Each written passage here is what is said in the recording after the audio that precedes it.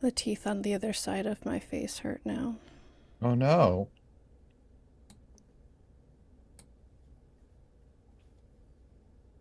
Here, wait, let me start recording. We're live too. This is Josh. I'm recording for Watchmen season 1, episode 3. We're live, huh? Well, fuck, let's just clap this shit in. Oh, all right.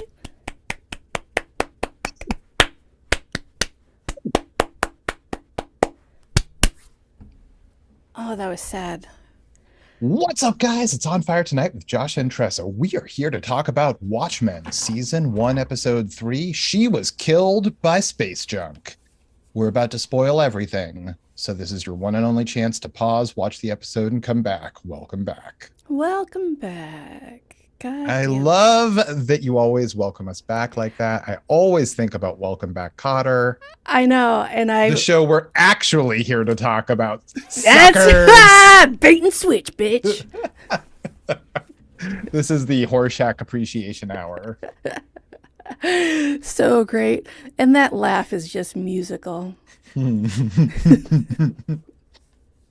I think all of my first impersonations as a young one were the various sweat hogs.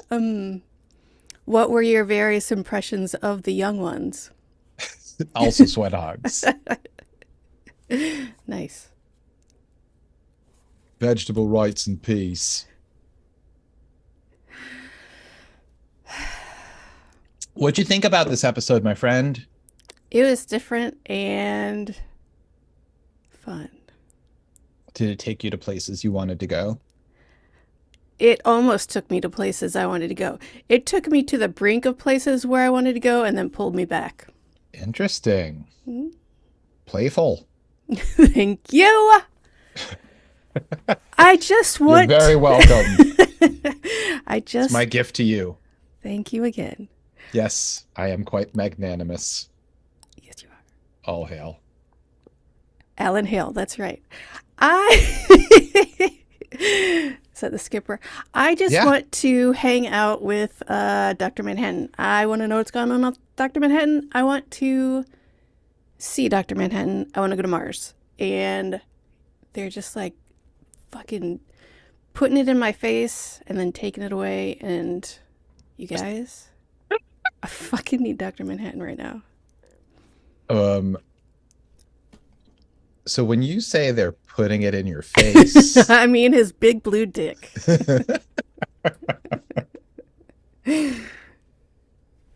Okay, so this episode, we get a couple of brand new characters that we haven't seen in the series, but one of them is familiar to lovers of the comic. Laurie Blake. Silk Spectre herself. Was that character in the movie? Yeah. Was she the mom? No, she's okay, so she was at various times the girlfriend of Dr. Manhattan and Night Owl. Okay. Unfortunately, in the movie, there's a whole there's a crazy sex scene to what's that fucking idiot? Hallelujah. A Leonard Cohen? Yeah, there's a fucking Leonard Cohen song scoring their fucking sex scene. It's the most upsetting thing you could do to sex. There's nothing more upsetting. If you have positive or negative associations with sex for any reason, and then add Leonard Cohen, just kill yourself. Yikes. That's a strong opinion. Hey, why don't we add some, I don't know. I was going to go somewhere else. I'm not going to do that. But, so that song's actually about orgasms, right? I don't know, is it? Yeah, I think so. And like everyone covers it like it's this religious song, but it's like about fucking. I just find him, like his whole career, if he's not doing everything as a very arch joke, then I'm not on board. You know what I mean? It's like the way Mhm. the way certain people will never give you an elbow in the ribs. If that's what he's doing, then okay, carry on, sir. Well done. However, However, I don't think he is. I he think is he's quite serious. absolutely. What's the word I'm looking for? Awful, upsetting. He insists upon himself. He does insist upon himself. That's a great way to put it. Thank you. Huh. Yeah, I don't know. If there are any Leonard Letterheads. Cohen fans out there, maybe just write to us and explain yourself. Defend your choices. Yep. Otherwise, I mean, I'm not going to read it, GTFO. but feel free to. Dear Joshua. Uh-oh, Joshua. Sounds like I'm in trouble. I would say your middle name if I knew it. Excelsior. So, oh yeah. So the whole point of that was she was the one fucking in that scene. Yes. Okay. So in this episode of Watchmen, we get Lori Blake. She was Lori Juspastic. I'm gonna mispronounce it. That's Anyway, fine. I know it just from how it was written. She is Silk Spectre 2, the daughter of Sally Jupiter and the comedian. The product of possible rape, or maybe it's more complicated than that. It's left somewhat open-ended in the comic. Got it. And so she has a great history of being a masked crime fighter of top tier. She's like as top tier a masked vigilante can be. And I mean, nowadays, she's a fucking fed. she's a fucking cop, dude.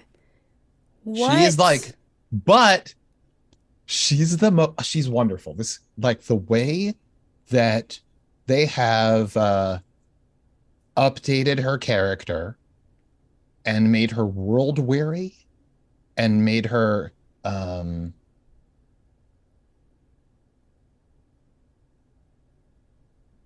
I don't want to say pessimistic.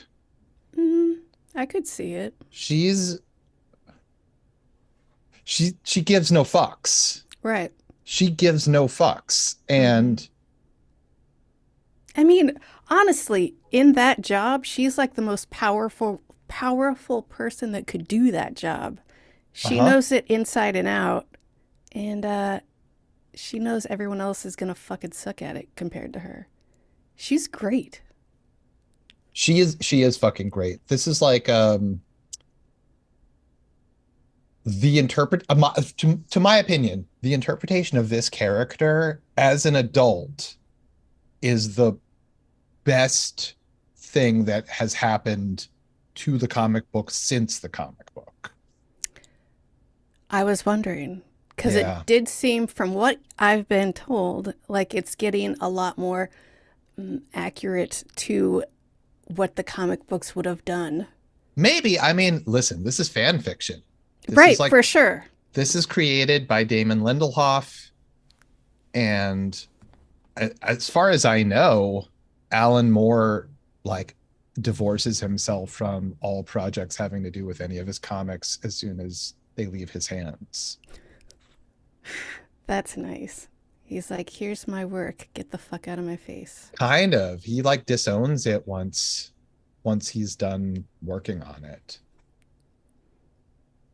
Cheers to you, sir. Yeah, fair enough. So, Hmm. I mean, listen, your mileage may vary. You might think this is good, you might think this is bad. I personally like it, but I'm open to it. Yes. All right, so the structure of this episode is woven around a very long phone conversation, one-sided. Yes. Agent Lori Blake goes into a blue space phone booth to leave a recorded message that gets sent to Mars to be listened to by Dr. Manhattan. This And whole idea of this like crazy phone booth is adorable. It's right? like, do you have a membership with this thing? Do you pay every time you go in? But they know that you're like a valued customer once you log into it, and they're like, well, here's your way of sending Dr. Manhattan a nice little voicemail, and he'll get it soon, but you'll never hear from him. And I fucking love it. It's It's writing like, letters to Santa. yeah, It's writing letters to like dead loved ones. mm, It's whatever you need it to be, right? yeah, Like she's literally leaving a message for her long lost ex that's like sort of human and is sort of a god. yeah. And yeah, It's great. it's pretty wonderful. Yeah. So like she starts off telling whatever. I think we can just like break down this phone conversation a bit because the whole point of it is to give you the rope-a-dope structure. Mm-hmm. So here's where I get a little, I don't know. I don't know if it's fair to complain because I really fucking like this. Bring it, bruh. Okay. So in her message, she starts telling a joke about a bricklayer and the bricklayer's daughter, but then there's like a leftover brick, and the daughter's like, oh, I'm going to throw a brick up in the air. And then she's like, oh, shit, I fucked up the joke. All right, I've got a different one. And then she starts telling another long-winded joke about her different boyfriends, Night Owl and Dr. Manhattan, and all going to God and facing judgment. And then finally there's a girl. God didn't even see her there. And he's He like, hey, doesn't where know did who you the come fuck she from? is. And before he has time to judge her, that brick that was always up in the air comes crashing down because it was her all along. She didn't forget the end of that joke. No. So, okay. So I think that that's fine and fun, but I feel like the show should do that rather than just have a long-winded joke that does that structure. You know what I mean? I don't know that I do. You want, Okay. So like as far as like stand-up comedy goes, uh-huh. you plant the seed Mm-hmm, and then you mm-hmm, take a long walk mm-hmm, mm-hmm, and the audience forgets you planted those seeds. mm-hmm. And then when you fucking pop out of Ow, nowhere, ow. they Yeah, never saw it coming, but they know that it was always there. yeah. It's Yeah, I like know. this was very much a tell don't show. Yeah, yeah, yeah, This yeah. was literally only tell don't show. And there's so much else that they're showing throughout the episode that this is cut against. And I just I appreciate that she's leaving this long message for Dr. Manhattan. I wish that So, are in saying this, do you yeah. want to, would you had, would you have preferred if they like planted some little seeds of, oh, this is somebody we don't, she's just an FBI agent, it's fine, and then we don't find out who she is until the end of the episode? Is that what you're saying? I'm honestly, I don't actually have an answer for this problem. Okay. This is like the Nightmare Network note. I just want it different.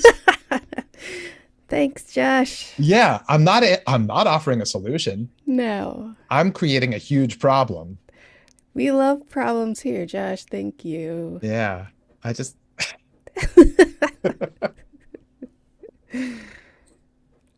All right, so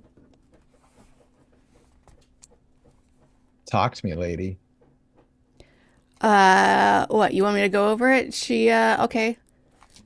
We meet this fantastic middle-aged woman. She's Played by Jean Smart. who is fantastic and She's amazing. fucking awesome in everything she does. Yeah. She is in Designing Women. Who could forget? Right. She's in Fargo. I did not know. Yeah. Also, the actress that plays Jane Crawford, Judd's fiance, also in Fargo. Oh. But different seasons, Uh, no crossover. oh. Isn't she That in we another? know of. Oh. Never know. Isn't she in another show where she plays like this washed up stand-up comic? Yeah, she's in Hacks, That's what which it is is. a Polly Lou production. I don't know what that means. Paul Downs and Lucia Agnello are the anyway, whatever. Yeah, she's on the show Hacks, which is great, and she's very, very good on that. She was also in that amazing limited series with Kate Winslet and Guy Pearce. I have no idea what you're talking about. Oh, it was like a murder thing. Fuck, what's it called? She plays Kate Winslet's mom. And it's in like rural Pennsylvania, semi-rural, like suburban rural Pennsylvania. Yeah. Which is rural. Kate Winslet plays a cop. There's a missing girl, but there's also a murder investigation, and they're separate. And it's a comedy. It's not a comedy, but Jean Smart, God, she brings magic. She's so fucking good. She is. And It's honestly, crazy because like these things are all made like in incredibly short proximity to each other, and she looks young, old, weak, strong, vibrant, funny, tough, so many things. She's so fucking good. And honestly, I don't think I would have expected that from her at all from just knowing her from Designing Women. I mean, she was fine in it. I don't know, but I was also a kid when that was on, so Right. I'm like, where's Meshach Taylor? thank you. Where's Hollywood? Right? From Mannequin. Yes. But also, what did she do between Designing Women and like all the shit she's been doing recently? Like, was she doing stuff then? Well, we could look it like up. I bet she was, and we just didn't have her on our own radars. That's true. But I don't know.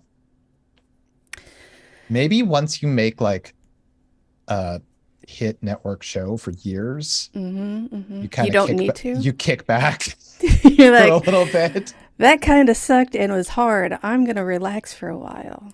I mean, I have no idea what anyone's contracts are like, but I think that if she has a good agent and manager, she got paid well for her time and efforts. Let's just talk about Designing Women. Right? Let's. Sugar Baker Women.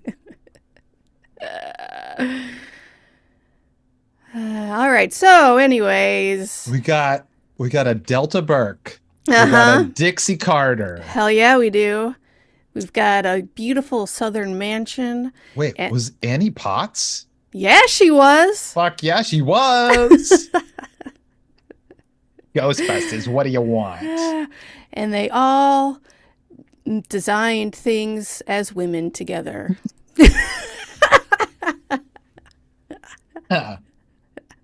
The look on your face. All right, so Priceless. yeah.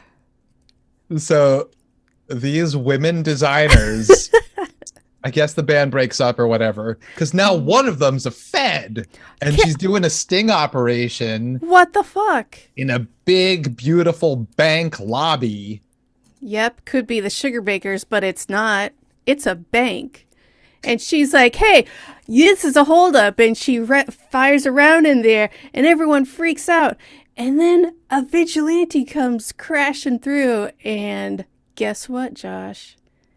She's like, you're a dumb sucker, buddy. Because we gave you a tip that there is going to be a robbery.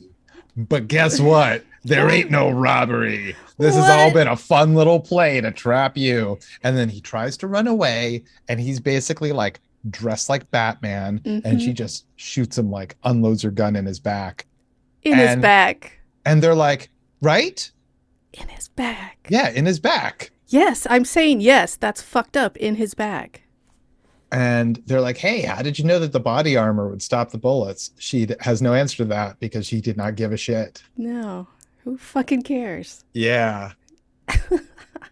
Fucking awesome. And people on the street are like yelling at her.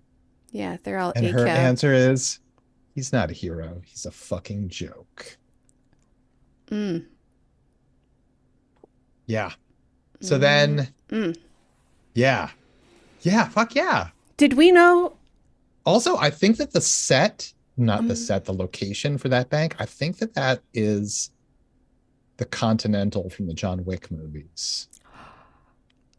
I could see it. I'm not positive. Yeah, like the lobby where you get your so. keys. I think you could be right. Could be. Could be.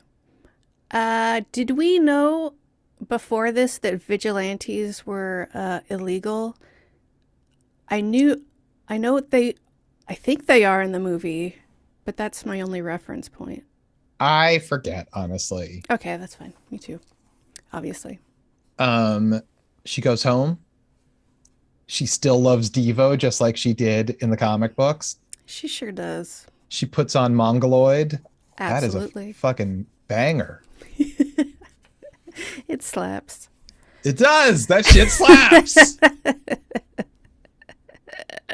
She opens up a case that glows blue at her. Yeah. And then there's a knock at her door. Oh no, who is it? It's Senator Keene. What does he want? I think he wants a bucket of fried chicken based on the way he talks. He doesn't even have that accent. I've just assigned him. Yeah, I was confused, but yeah, let's go with it. It's Senator Keene, and he just wants to congratulate her for catching rich assholes who want to play dress up. And she's like, sure, whatever. And so anyway, he comes in, he meets her. She has a pet owl named Who. Delightful. Yeah, ask him yourself. And he needs a favor. He doesn't even need a favor. He's already like assigned her. he's assigned not her asking, a favor. He's telling her.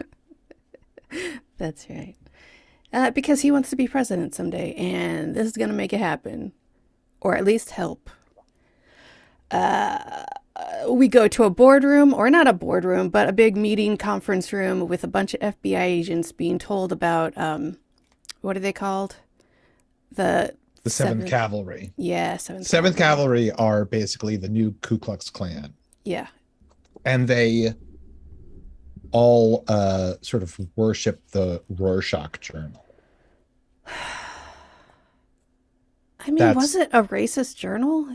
I don't understand. No, it's the rantings of a madman.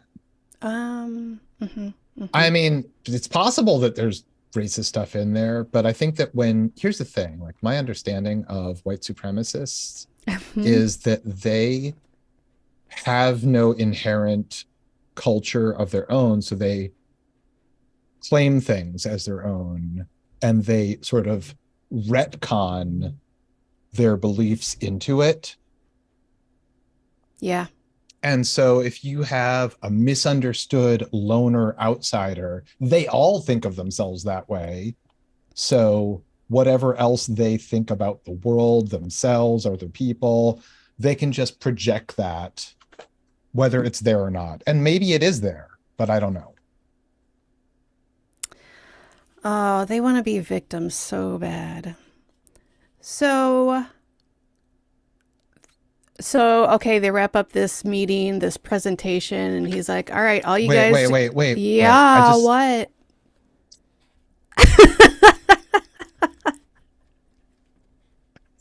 So I just want to pop back to the scene with Senator Keene for a quick sec Oh, let's. because like her home is decorated with fucking awesome comic book slash Andy Warhol style pop art of the Watchmen, and her face is framed in what we see, like the camera moves and reveals Silk Spectre Yeah. behind where her head is, and it's just like a cool moment of art direction and camera work. And a little wink. Yeah, Mhm. all that good stuff. Yeah. All right. Anyway, we've got the briefing on the 7th Cavalry. Yeah. We got a guy operating the slides named Petey, who seems to be an expert on all of this shit. Petey does a good job. Yeah. And he's like, all right, I need all you guys. This fucking meeting room, it's filled with people, FBI agents. He's like, all right, that's the deal. You guys are going to go to Tulsa tomorrow. And she stands up and she's like, no, I'm just going to go. I'm going to go by myself. It's fine. I can get it done. You guys can't. Yeah, they're not going to react well to an army of feds rolling in and taking over. So that's the deal. And they're like, well, you can't just go alone. And she's like, that kid can come with me. So Petey gets to tag along. Aw, good for Petey. So now they're in Tulsa. Oh, you know what? No, before they get to Tulsa, Yeah. they're on a flight. A super fancy. What? How much are we paying for these feds to fly around? Jesus Christ. Yeah, well, listen, I don't know. This is an alternate timeline. This is Is Robert Redford's America. Thanks a lot, Redford. So there's so much good about this fucking episode. So the shot of her is very silly. She's sleeping on the plane with a sleeping mask, and this whole thing, everything is about masks, you know? For sure. She has this long history of being a masked hero. And then we just see her like crashed out on the plane, and Petey is like, oh, I brought one too. So like we could like, you know, hang out with the cops and be like them. And she's like, you're a federal agent and that's a fucking Lone Ranger mask, you fucking dummy. Yeah, she's kind of a dick to him. So as the plane gets closer to Tulsa, we get a little bit of backstory about something. There's the Millennium Clock. Yeah. Is this landmark in Tulsa that Lady True, when she set it up, she made some sort of shout out to Adrian Veidt when she bought his company. Is this a functional, like, 10 minutes to midnight type of clock? I don't know exactly what a Millennium Clock is.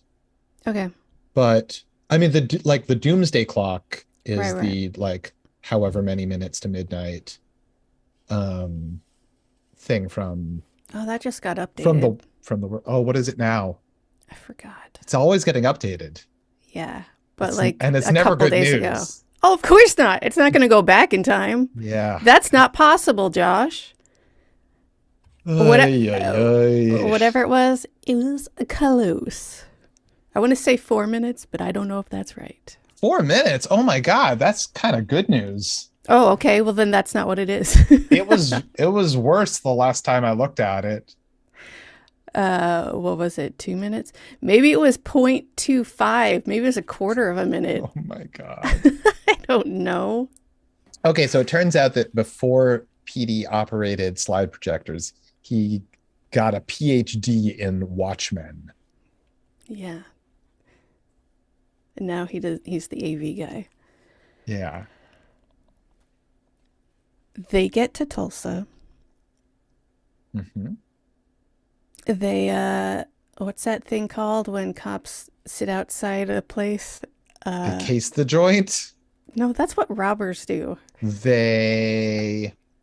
something out, Oh, a stakeout. They're doing a Stakeout! stakeout. Yeah. Yeah. They're doing a stakeout of the warehouse She that brought her own is sunflower seeds and tells him, don't touch my sunflower seeds. gross.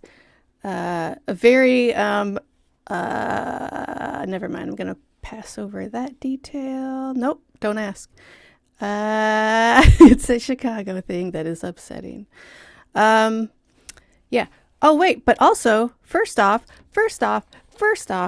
they go to the tree where Judd was hung. Hanged. Sorry. Yeah. Senator Keene makes that mistake. Do you want to be like Senator Keene? I do not. Yeah. But I also don't want to be like an FBI agent, so shut up.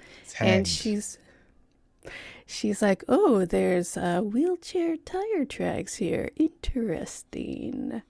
I think that's pretty much what we get from that scene, and that's it. But then they're at the stakeout, and a big truck pulls up with Red Scare and who's it, Jane Pirate or something? What's her name? Something like that. Yeah, Pirate Jenny? That's probably what it is. Yeah, so she's Lori is like, hey, Petey, wait here. Don't touch my sunflower seeds. Just leaves him in the car. She walks around. Red Scare and Pirate Jenny are unloading some 7th Cavalry guy, like, while beating the shit out of him. And she just casually introduces herself. How are you? Are your rights being violated? Yes, they are. I don't give a shit. That's not why I'm here. So good. So she's like, hey, I'm looking for Looking Glass. And they're like, it's inside. Like, they have no idea how to deal with her.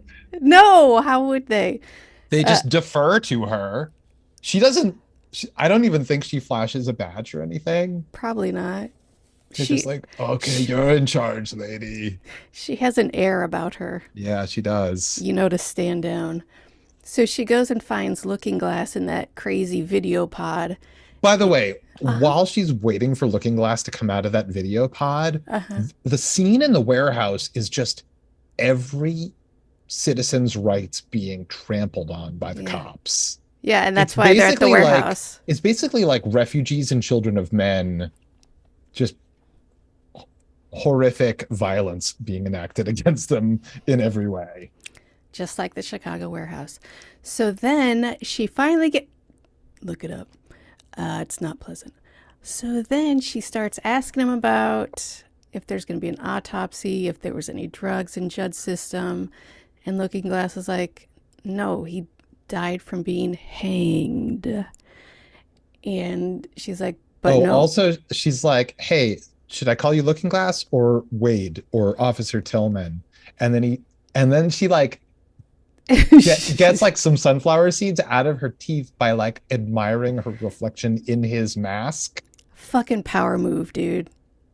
To be fair, didn't Judd get dressed and use him as a mirror previously? Yeah. Everyone's like, fuck you and your dumbass mask, dude. Yeah. Delightful. I mean, I think it's cool as hell, but that's fine. So she's like, so this interrogation pod is a racist detector? And he's like, no. Yes. Kind of.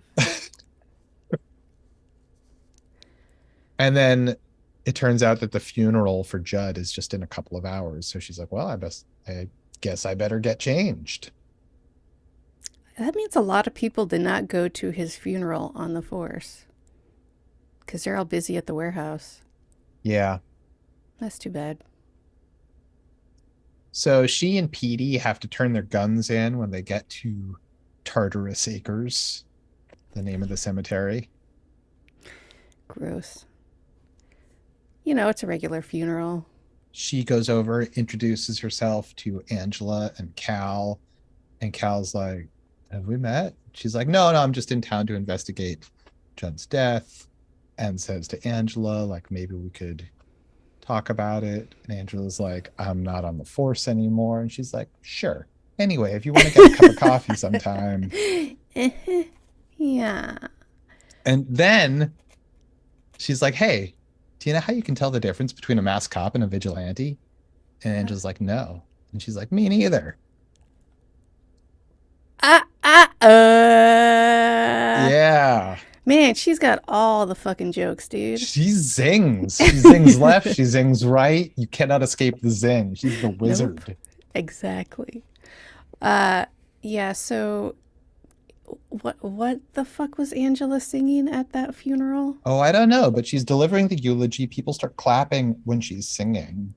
It's like an old, like, something that they would sing around a campfire in a Western or something. I don't know. Anyway, while she's doing that, some racist guy is tunneling underneath the... Which, wait a minute, I just thought about that. How is he doing that? Aren't there, like, caskets in the way?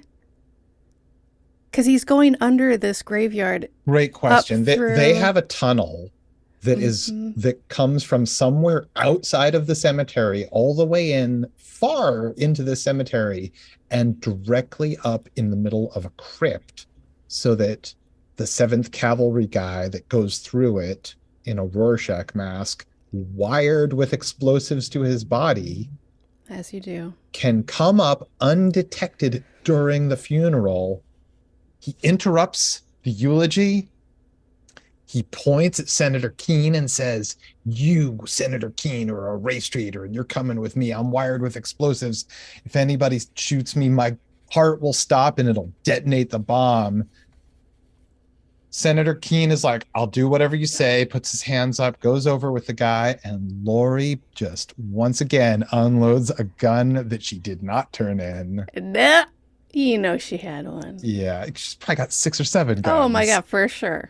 Lori Blake is strapped. And she like gets him in one shot. He's gone. He's dead. He's gone. And but what I didn't want, the first like shot of this bomber climbing up through this tunnel, that's when the ticking starts in the background, just like when Judd died. So all right, so like the thing is in motion. It's gonna happen. Yeah. And now anytime there's ticking, we know someone's gonna die. So that's pretty cool. Anyway. Well, I think it's like a fatalism thing. You know, we know that like can't escape our destiny. Okay, Josh.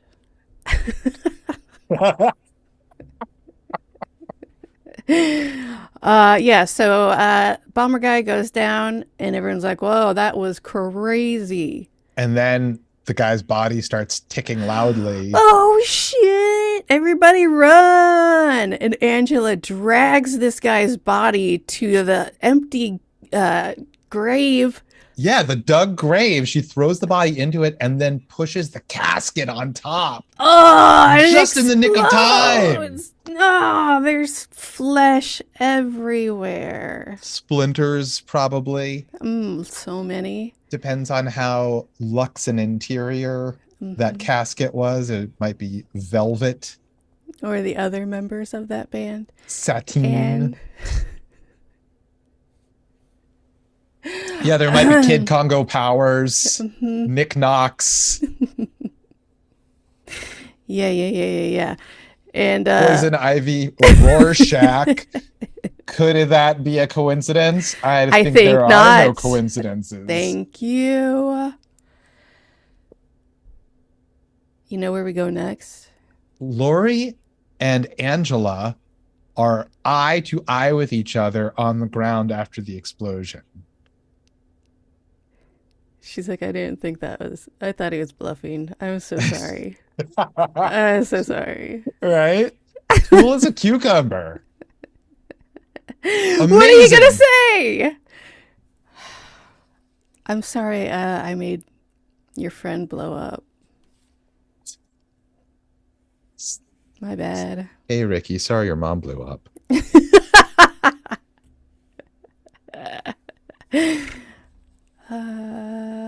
Yeah. So then we get Desmond Decker singing Israelites over a phonograph. I guess I'm not 100% clear if that's like in scene or not, but I think it is. I think it is because there's a phonograph in the scene. Yeah.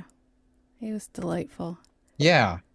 We've got Adrian Veidt. We have it confirmed later in the episode that this is Adrian Veidt, who we've been seeing riding around a manor and being weird. Ozymandias himself. And he's got a little crafts project going on. Oh, fun. What's he doing? He's like tanning hides, and he's got a bunch of like terrariums or terrarii. Oh, let's go with terrariums.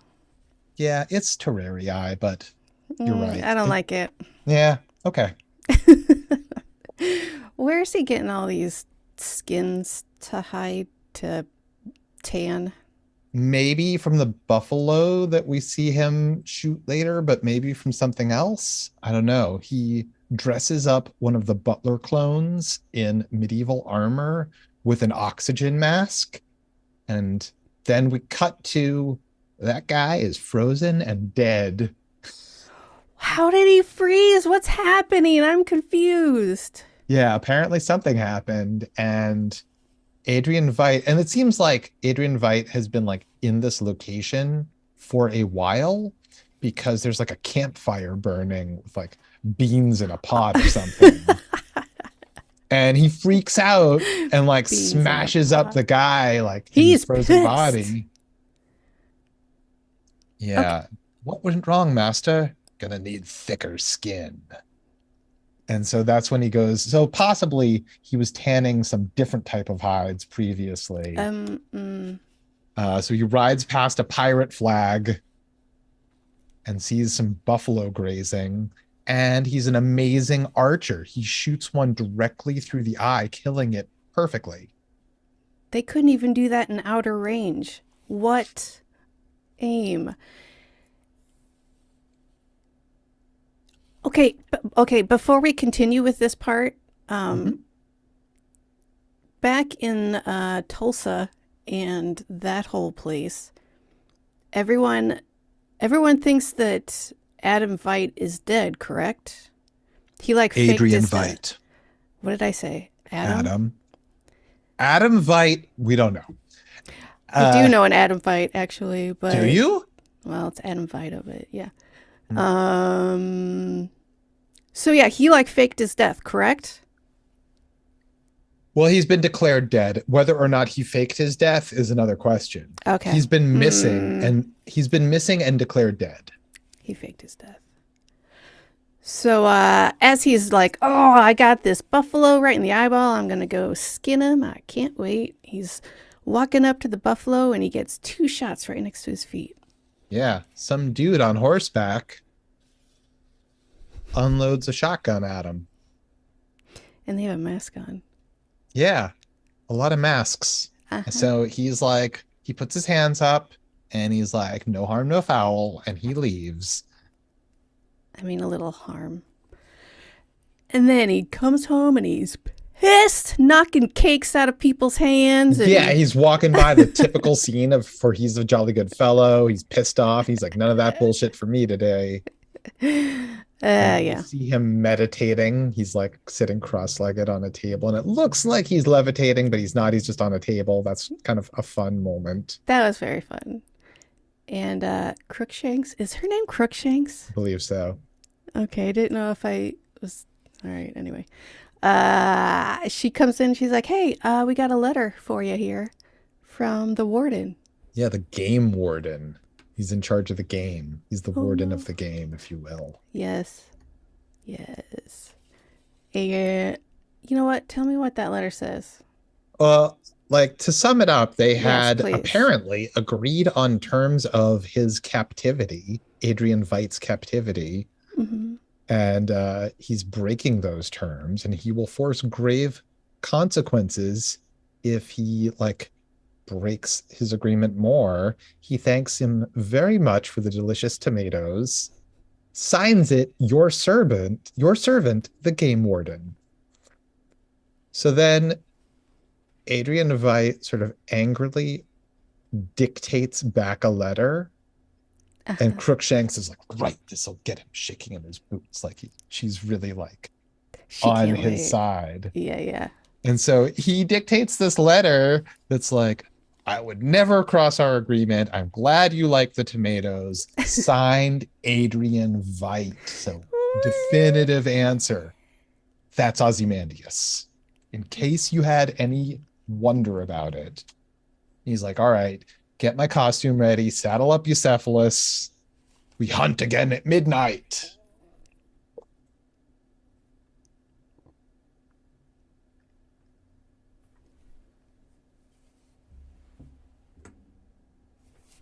So, back in Tulsa. Yeah. Outside the cemetery, we see the arches for Tartarus Acres. That's right. Senator Keene is being interviewed by like every reporter in Oklahoma, and he denies being a hero. Oh, that's so nice of him. Yeah, he's like, what a guy. I'm just going to support all the great police and So bring down humble. those 7th Cavalry bastards. What a guy. Yeah.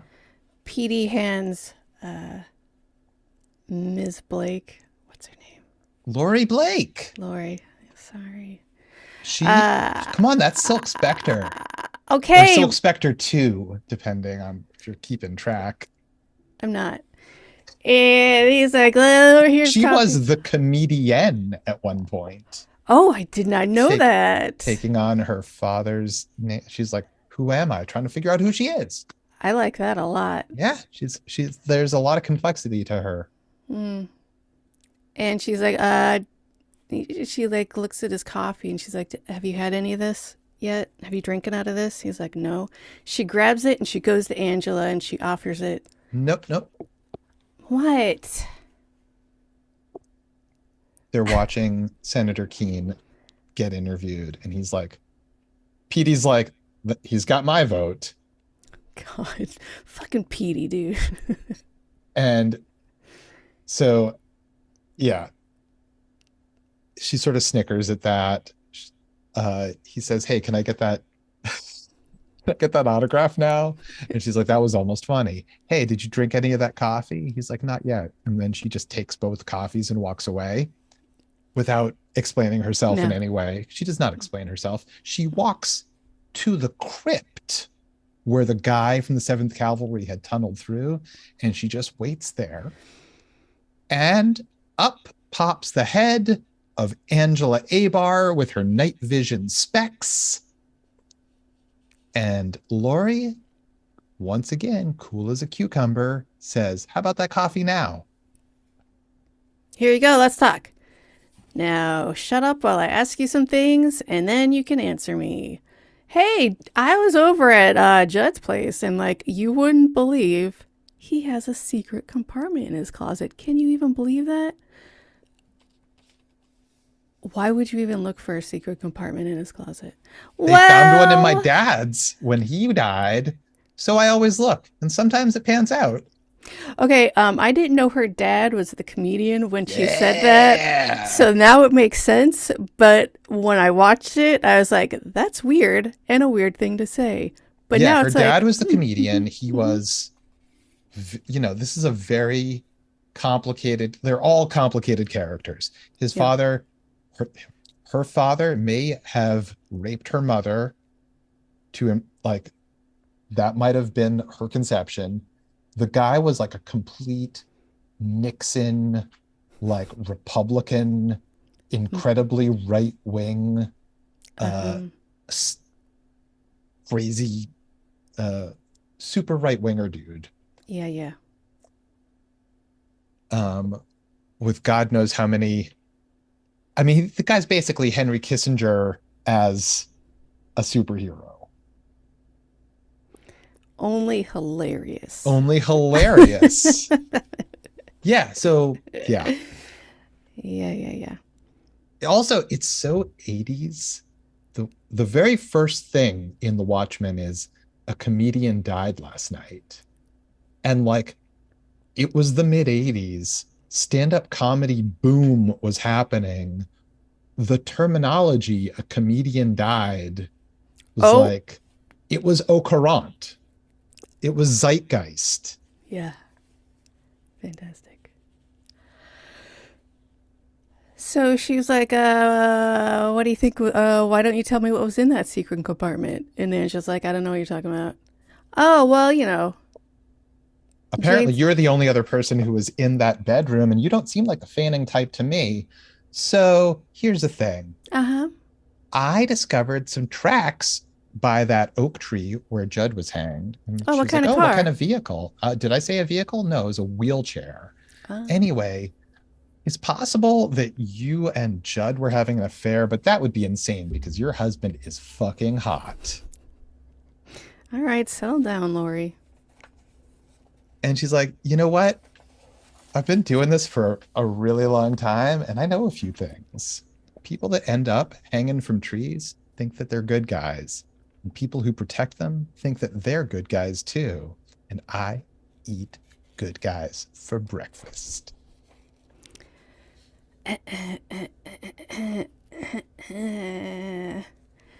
Isn't...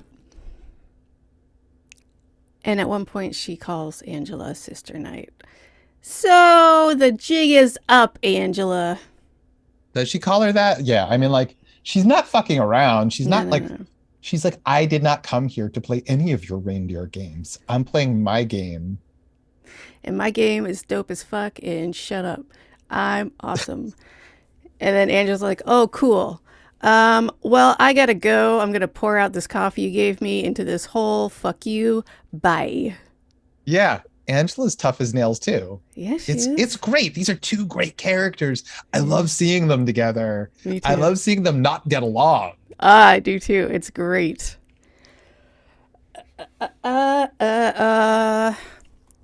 So Back- No, you. Absolutely you. Oh, okay, fine. So you're gonna make me talk about it. God damn it. They go back to the motel who goes and back to the motel? fuck. Lori and Petey. Cause I mean, they're the ones that are out of town.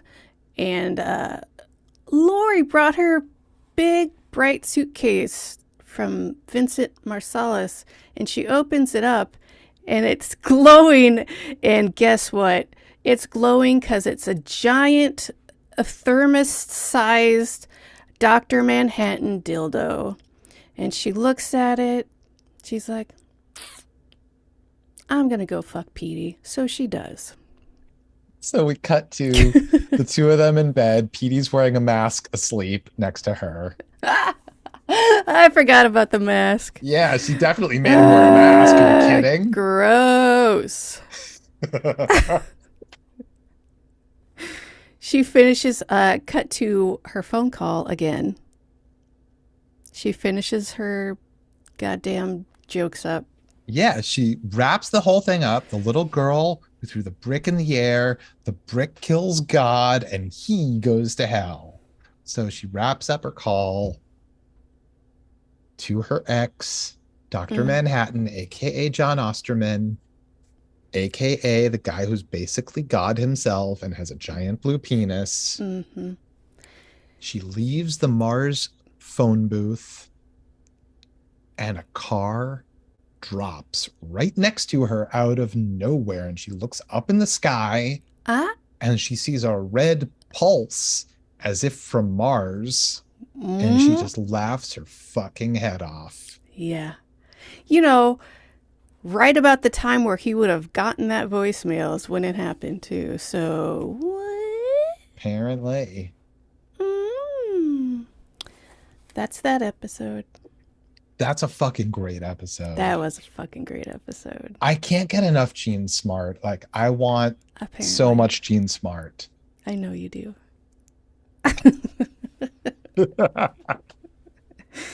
Because she's fantastic. That's why. She's fucking amazing. Yeah. I mean, really, honestly, I've only really seen her in this and Designing Women. I don't remember seeing her in anything else. And seeing her in this after not seeing her in anything else as that character is such a different character. It's so fucking good. I really can't say strongly enough how good a show Fargo is and how great everyone that's in it is. And it's got everyone. And I don't even want to like name names because like there are so many fucking A-listers in that show. And they're not even billed. Like when that show first came out, it was like a surprise when these people hit the screen. It's like, holy shit, it's got this guy and that guy and her and him. Oh my God. I was going to do a fun thing where I just named off people that I knew were on the show, but I could only remember 2 people, so it wouldn't have been very good. Oh, yeah? Well, does it have this guy in it? Oh, yeah? What about Chris Rock? Oh, yeah? That's all I remember. So it would have been a good bit if I could remember it. Yeah, the season with Chris Rock, unfortunately, fell victim to COVID stuff. Like they were not quite done shooting it when COVID made everything shut down. So what they put together, it's still better than like 99% of what's on TV, but it's you have to give it some leeway. Yeah. Yeah.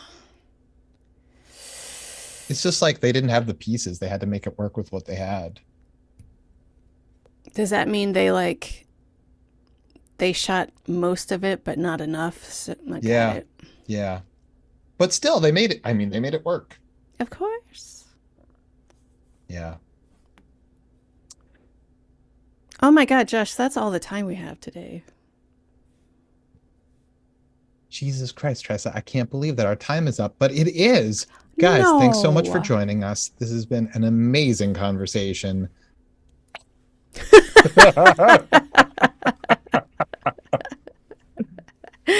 Don't lie. What do I turn off first? Goodbye, YouTube. Oh my, wait, I was going to do another. Oh, whatever. Oh, no, no, no. Go ahead. I haven't said goodbye. I just said goodbye. I didn't do anything. And then what, Josh? Guys, unfortunately, that's all the time we have for this episode. Oh, no. Yeah, but thanks so much for joining us. We'll be back soon. Tune in.